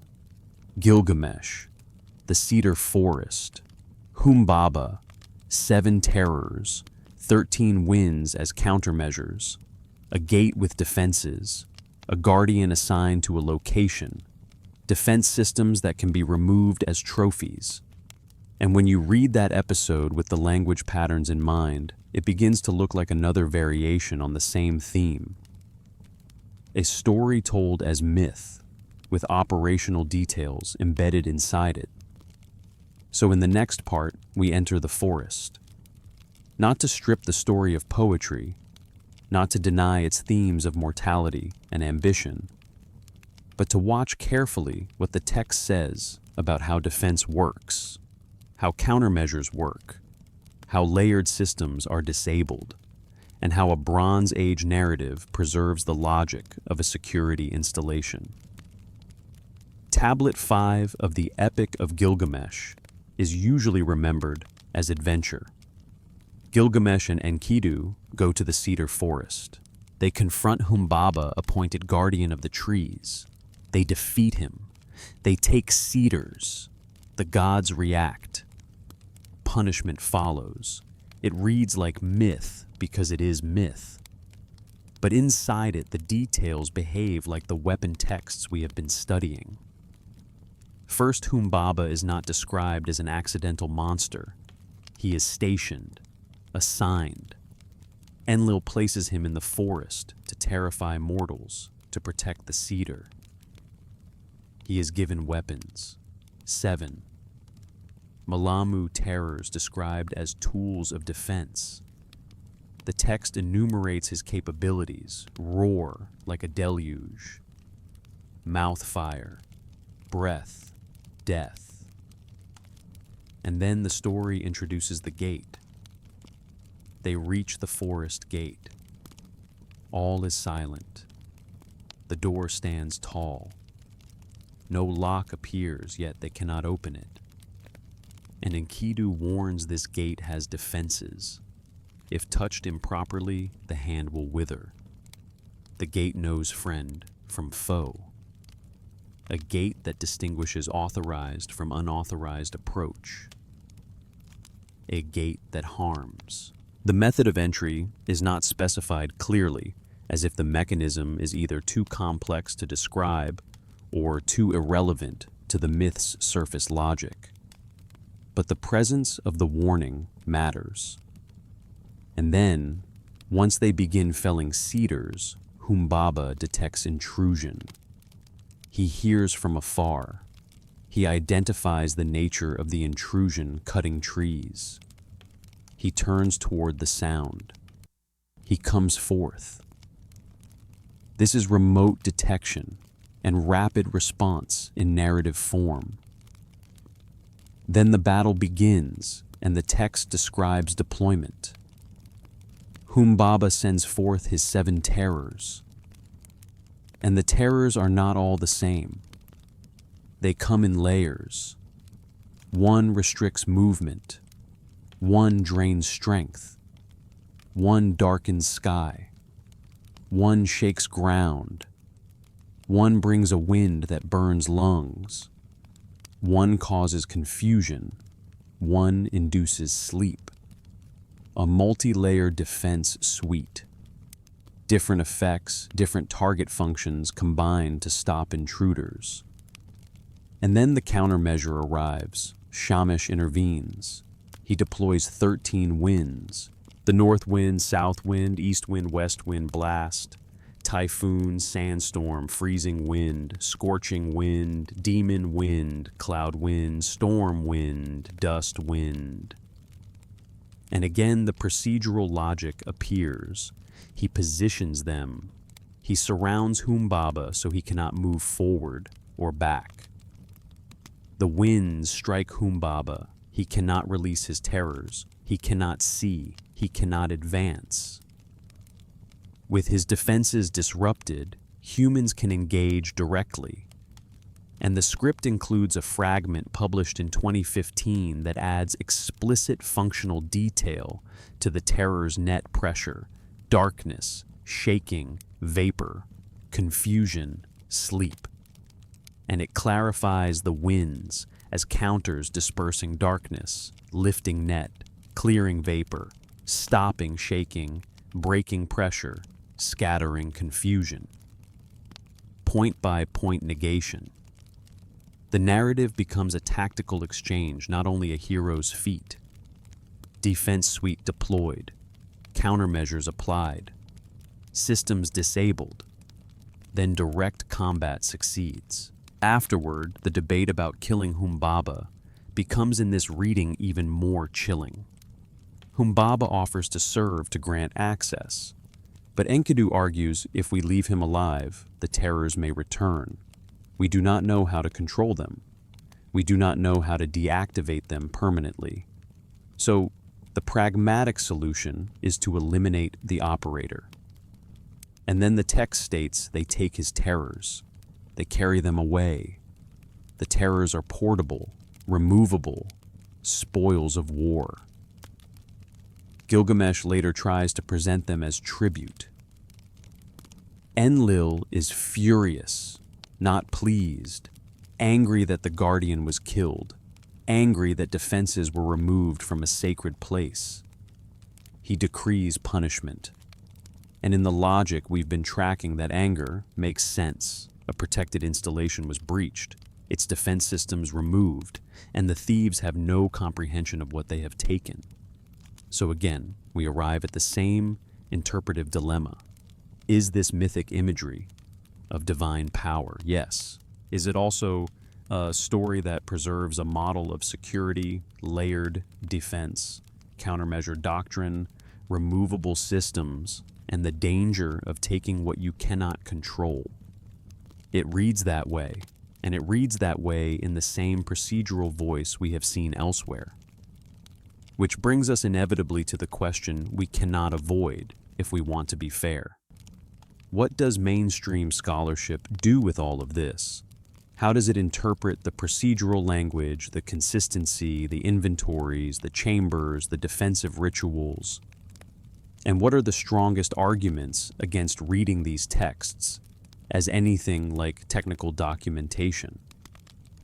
We have to examine that position with respect because it is not weak.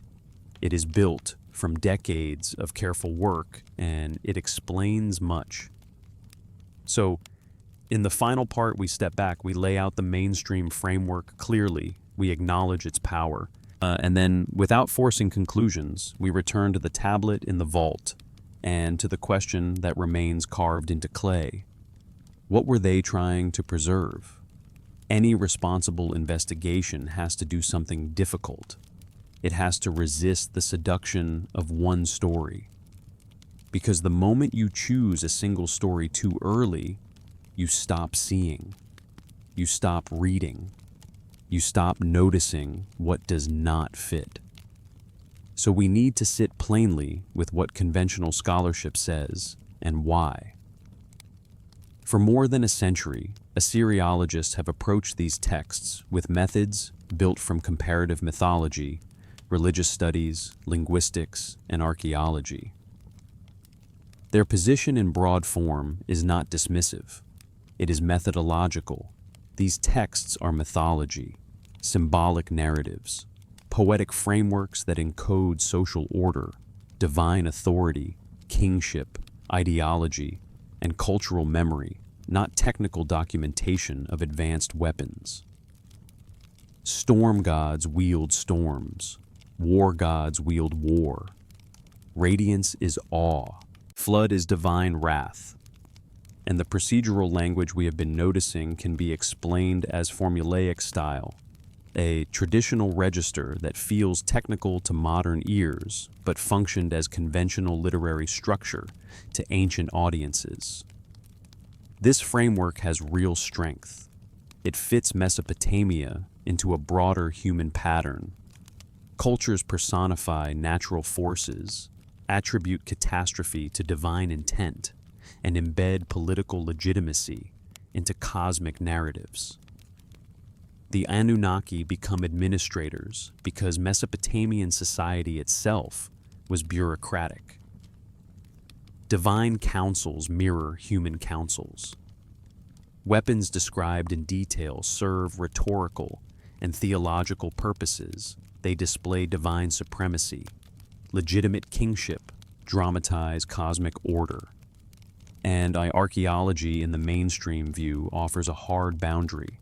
We excavate bronze weapons, not energy weapons. We find spears, axes, daggers, maces, tools consistent with Bronze Age technology. We do not find guidance systems. We do not find unmistakable remnants of advanced devices. The sealed chambers beneath temples are interpreted as ritual spaces, treasuries, burial installations, or architectural features of sacred complexes. Impressive engineering, yes, but not evidence of hazardous containment. Consistency across texts is explained by scribal conservatism. Scribes copied sacred compositions for education and ritual. They preserved traditional language even when its meanings grew obscure. And myths in many cultures contain speaking weapons, autonomous objects, magical tools, without implying actual technology. So the mainstream frame is coherent, and it accounts for much.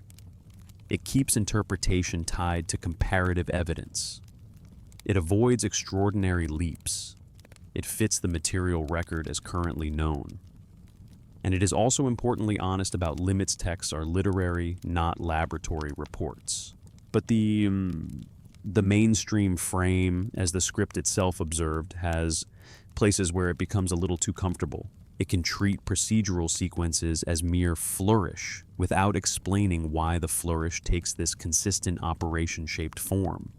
It can dismiss inventories and safety-like protocols as pure ritual without confronting how closely they resemble handling procedures. It can explain away the chambers without lingering on why certain materials and designs recur. It can resolve anomalies by classification cult object symbolic weapon and move on. That does not mean it is wrong. It means it is a frame, and frames sometimes hide as much as they reveal. So, we return to the texts themselves and to the scribes who copied them. Because the scribes occasionally step out from behind the story, they leave colophons, notes, small human statements attached to vast traditions. One colophon from Nippur identifies a tablet as a record of Ninurta's weapons written and collated with ancient originals in the House of Tablets.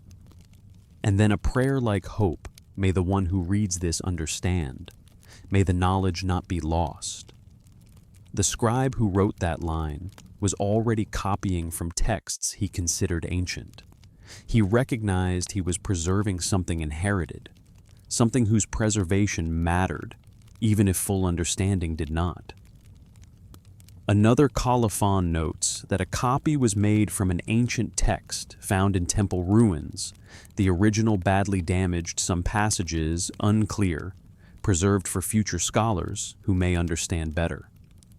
That is an astonishing sentence to find attached to a divine weapon narrative. It admits uncertainty.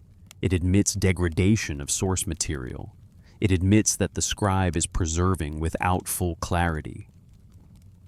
And then in the Era tradition, the poet claims the composition came in dreams revealed by divine presence. The scribe preserves it and adds cautiously that the gods know whether this is true. Even in antiquity, skepticism existed alongside transmission. Preservation did not require belief. It required perceived importance. So what do we do with all of this? The honest answer is we do not force closure, because the texts themselves do not offer closure. They offer patterns, they offer procedure, they offer inventories, they offer fear, they offer containment language, they offer repeated systems, autonomous weapons, coordinated sets, control devices, hazards that persist, rituals that resemble protocols. And they offer equally mythic framing gods, councils, cosmic battles, creation imagery, theological legitimacy. 3 interpretations remain possible, and the script has carried them carefully without collapsing them into one. 1, these are myths, sophisticated, symbolic narratives, conservative traditions, poetic registers that feel technical but serve religious and political functions. 2, these texts preserve fragmentary memory of earlier technological capabilities, inherited and transmitted through scribal tradition, reinterpreted as divine, because the later world lacked a conceptual framework for what was remembered. 3, the texts combine both mythology as the vessel procedure, as the residue technical memory embedded in theological narrative, preserved, because tradition judged it too significant to lose. And perhaps the responsible stance is not to choose prematurely, but to keep reading, to keep noticing, to keep holding the tension between this is a story and this is a procedure, because that tension is what the clay preserves. And now we return one last time to the vault. The climate-controlled housing, the constant temperature, the steady humidity, CBS 10,673 resting in darkness, its wedge marks still crisp after millennia. The tablet does not provide answers. It provides a question that outlives empires. What were they trying to tell us? Not what we want them to tell us, not what modern ideology hopes they say, but what the scribes believed was worth copying. Collating, preserving sealing beneath temples, wrapping in linen, guarding behind doors, and transmitting across centuries, even when meaning grew unclear. In a sense, the most remarkable fact is not whether the weapons were literal. It is that the scribes treated the knowledge as durable, as important, as something that must not be lost. The tablets survived fire flood conquest, language death, and time. They endured because clay, when baked and buried, can outlast flesh and empire. And now they sit in museums, London, Philadelphia, Baghdad, Yale, Oxford, Chicago, waiting for minds that can read not only the words, but the structures inside the words. If this investigation has kept you company through quiet hours, if the patterns felt worth lingering on, keep the questions alive. Because questions pursued with care do not require certainty to be meaningful. They require honesty. They require patience. They require the willingness to read slowly. And somewhere in the wedge marks, pressed into ancient clay, that slow reading is exactly what the scribes themselves seem to hope for. May the one who reads this understand. May the knowledge not be lost.